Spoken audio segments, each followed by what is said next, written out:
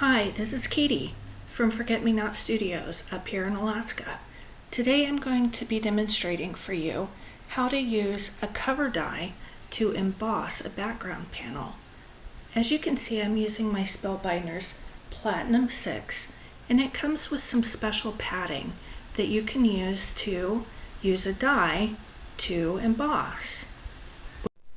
I'm making this card as part of the Altenew Educator Certification Program, a training program for card makers.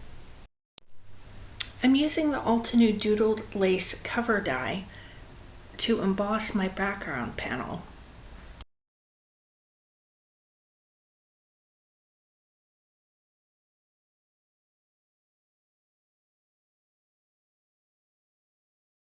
You can see here using the special embossing plates, the cover die does not actually cut through the paper, but rather gives an embossed impression. Now I'm inking up an ink blending brush, and I'll be ink blending the entire background panel that I just embossed. I'm going to speed it up here a little bit so that we don't have to watch me ink blend the entire background panel.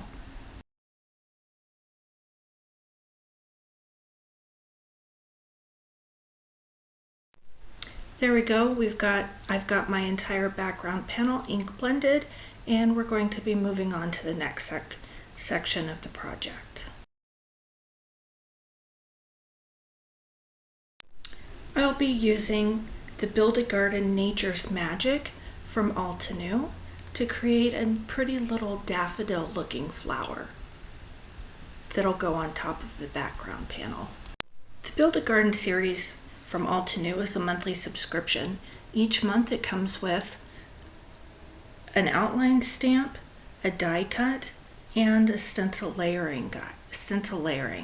I'm going to be inking up with the smaller flower of the two using Limestone Crisp Dye Ink from Altenew. It's a very faint light gray color, and it will give a very subtle look. I'm going to speed it up a little bit here. I ended up having to ink it up 3 times to get the marking to show through on the paper.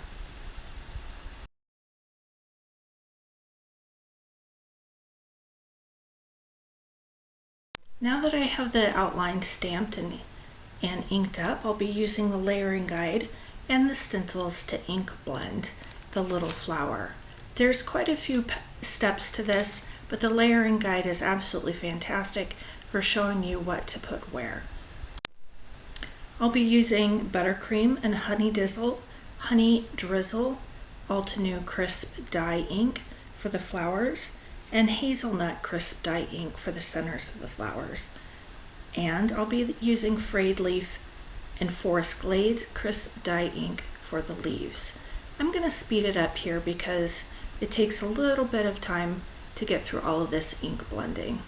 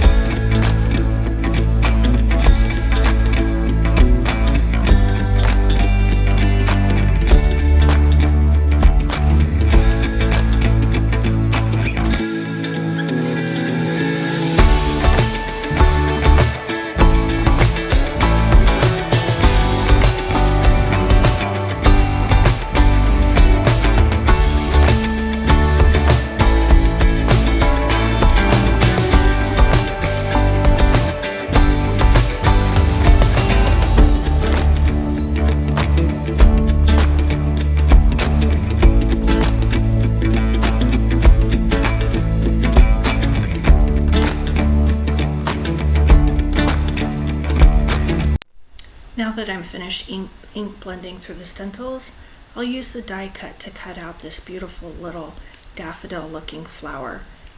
and place it onto my background panel with some dimensional foam tape.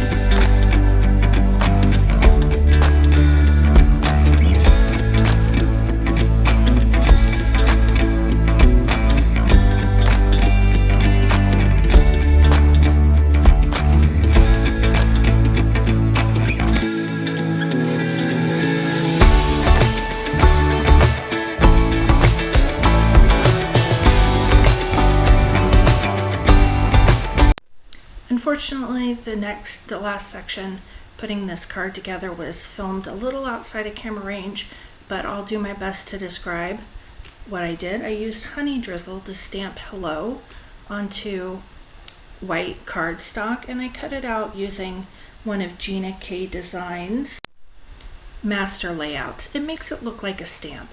I adhered it in the upper right hand corner using some glue, and it's slightly placed underneath the tip of the flower. I'm adding some pale yellow, almost cream colored sequins to the card in sets of 3s around the flower. And this is a final look at the final card. Thank you for joining me today.